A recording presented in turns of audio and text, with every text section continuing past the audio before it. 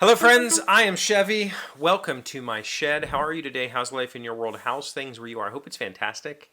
Everything here is great. And the question in the video title is the question: Do you still listen to like albums? I asked this question. I think I asked this question a few years ago when my friend. Oh, oh, he's up there. Can you still see that? Yeah, John Elliott up there sent me a CD, and I was like, I don't know what to do with this. I asked that question way back then, re-asking because I'm curious. I watched a video the other day. There's a channel. I don't remember the name of it. I'll try to link to it if I can remember, but I probably won't. There's a channel that I've watched a few videos of that. There's this the guy, the person, is a DJ, like a legit vinyl spinning, you know, DJ where he takes classic hip hop songs, breaks them down, plays the original samples, recreates a lot of this hip hop. Like, watch, this is how the drum beat's created, this is the sample, does all that stuff. Fantastic. And he decided to not use any streaming services for a month and go back to an iPod. And he did this video about how it changed his entire world. And I was like, really? Because my music listening habits, they have changed with streaming, but it hasn't changed that dramatically. I can think of 3 times in my life where I have purchased an album based on a single and I've been disappointed. The only one I can think of, the whole name off the top of my head, is Mark Clayton and the Lazy Sons or something like that. They did they did a theme song for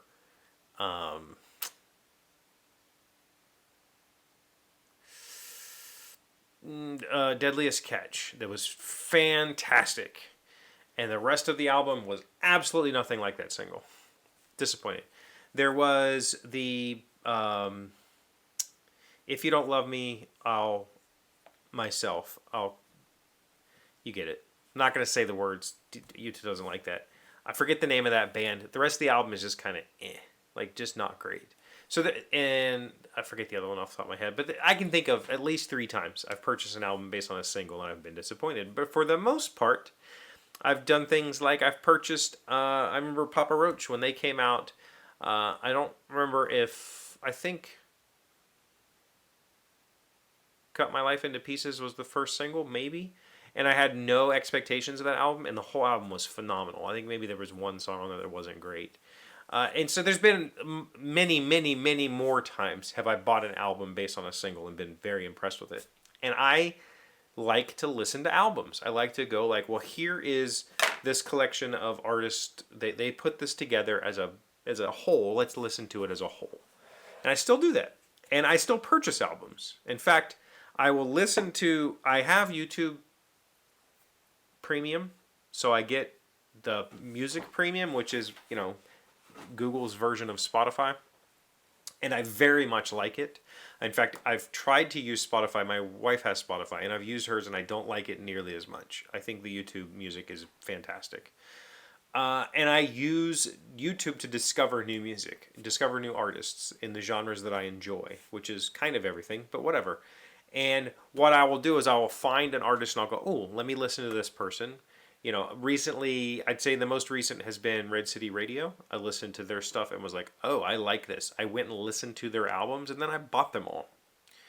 I don't need to buy them all anymore, but I do. And I have a Google Drive where I have all of my music saved, and I have a cloud player where I can just play my music. And I don't have to worry, I just play the music, right? And I listen to the album.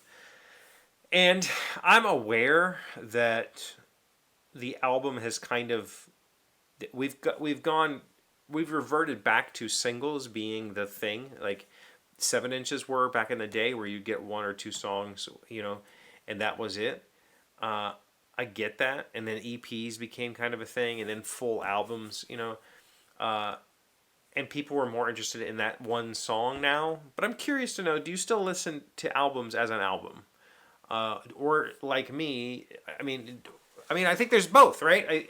I was shocked that this DJ who, like, has a set list, has like I was shocked that he doesn't listen to music the way I listen to music. He doesn't listen to albums. He doesn't find a band and go, I'm going to listen to this band today because I'm feeling this mood or whatever. He's primarily shuffle on, whatever. But I do enjoy YouTube's discovery mixes, and they like once you've given YouTube enough, like you've thumbed enough songs on there, it does a pretty darn good job of curating some nice stuff.